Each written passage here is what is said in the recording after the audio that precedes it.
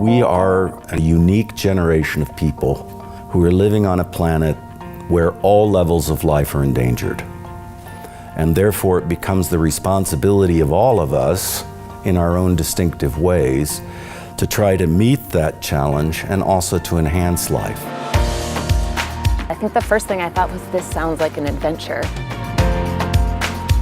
I had never seen a call for applications like that before. This was not just a project concerned with research, like basic research, but it had an intention. That is the intention to make life a little bit better. There are plenty of research projects that do have kind of a normative agenda, how to make the world better, but in general, those tend to be policy-oriented. The Enhancing Life project is aiming at something bigger than that.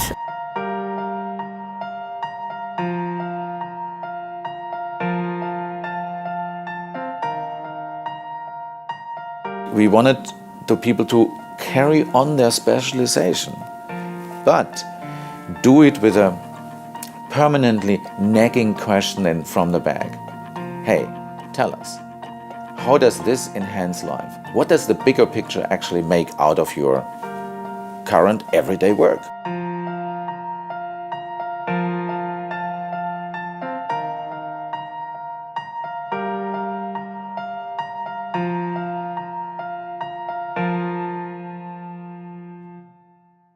What is enhancing life? The answer to that question is that I don't know yet, but you can check back with me in a year or two and I'll tell you. Over many years, Gunther and I have had conversations about theological and ethical issues, and one of the things we noticed is that too often people in theology and ethics and the humanities look backward. Let's do something. And let's do something rather larger, not just one conference, but let's do something where we have a multi-year project.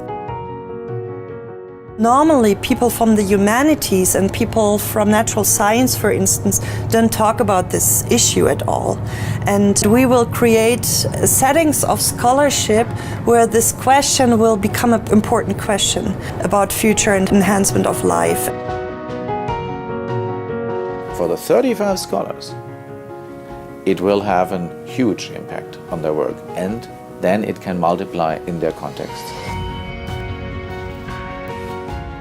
This is an interdisciplinary group of international scholars. We'll not only be producing research on this subject, but we're also going to be teaching courses at our home institutions. So we'll be able to really reach hundreds, maybe thousands of students, all of whom will have a sense then of what it means to enhance life. This kind of snowball effect will start provoking students to want to pursue work in this field, and also that it will start permeating into the public discourse in various ways.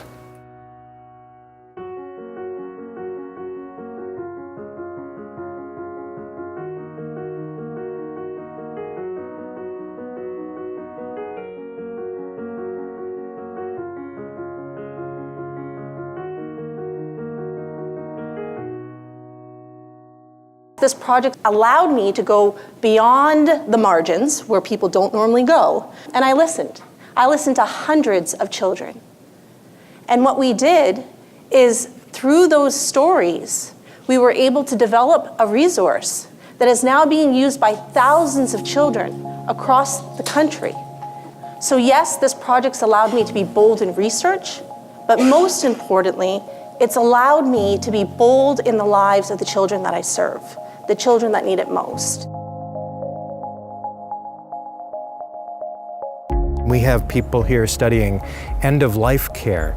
We all have touched that in some ways. We have people studying cell phone use. We have people studying things that are just part of everyday life, but examining them through this lens of enhancing life. Being able to have a dialogue with people in genetics, philosophers working on bioethics, who I don't normally come across, but who are interested in fundamental issues of freedom. That's been very useful for me, because it's enabled me to expand the frame of my question. The connections that we made with other scholars are ones that will be important as I go and proceed down the pathway of my research. I'll be able to call upon other people from the cohort to help them think about my ideas, reflect upon them, and potentially even use different methodologies from their fields to engage in enhancing life in a fuller way. This project gives us time, it gives us resources, it gives us opportunities to talk and to reflect on what we as a society want to have, like what are our aims, what are our values. What the Enhancing Life project can teach us is that, as I would say in German, weniger ist mehr. To put it in English, embracing the limits can be and should maybe be a new paradigm of thinking economically. There are many values, many goods that societies, individuals, and communities should be seeking to further, not simply the power to manipulate life. And then one can think about the relationship between the various goods that society, economics, politics should pursue, as well as the limits on economics, politics, technology, medicine.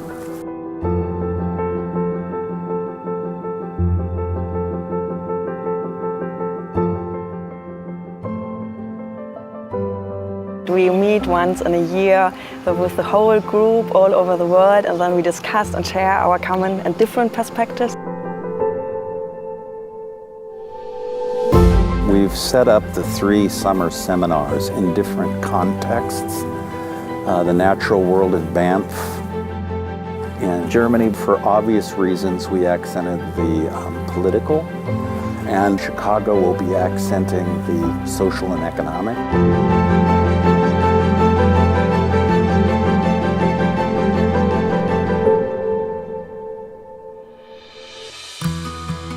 The interlocutors had the task to bring concreteness to a very cloudy notion. Most academics would like to talk to the public, but where is it? Now, our key idea was that we want to have conversation partners from distinct publics. We wanted to have informed, intellectually challenging people who actually question us. It's an incredible compliment that the interlocutors bring, because they show that people in media, the church, economics, political spheres are deeply interested in what's going on in the academy.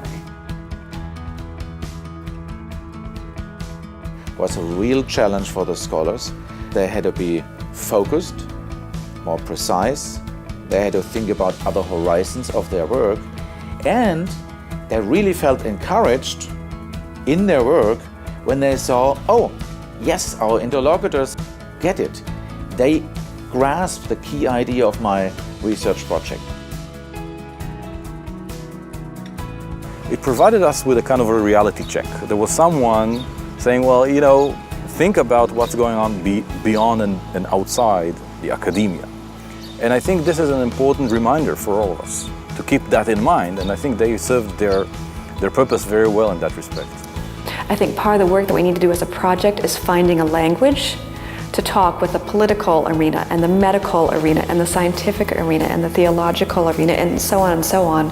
It's no use to just publish books. That's only life in a library or on the internet. We need life outside, and the potential of this project is absolutely fantastic.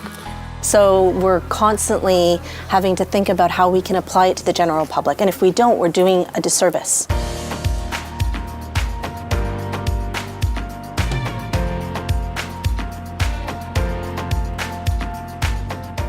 It is my distinct honor and joy to invite you all here for this Capstone Conference of the Enhancing Life Project, an innovative enterprise investigating what we think is a pressing problem in our time, which is, what do we mean by the enhancing of life, and how might we measure that?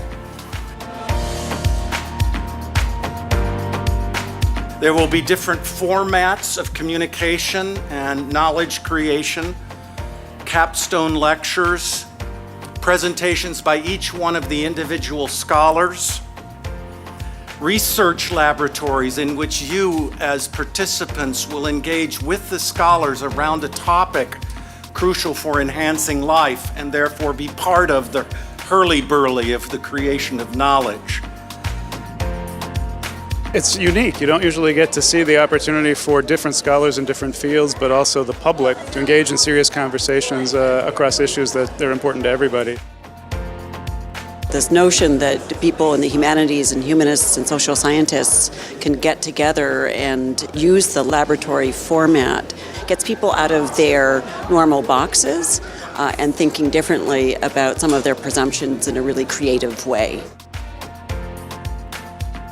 I learned such a lot about different subjects I never knew before, and I started to think about subjects I know in a new way through these dialogues during the conferences.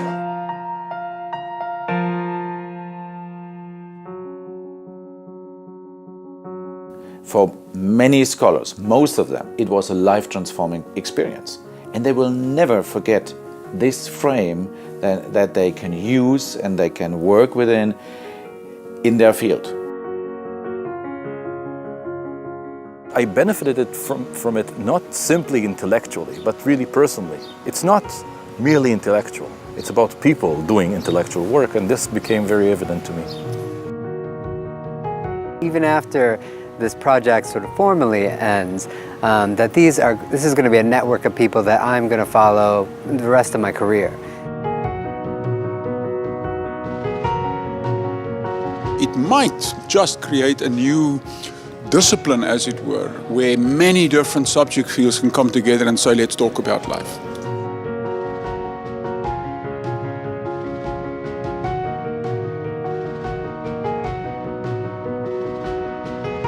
Enhancing life is about time.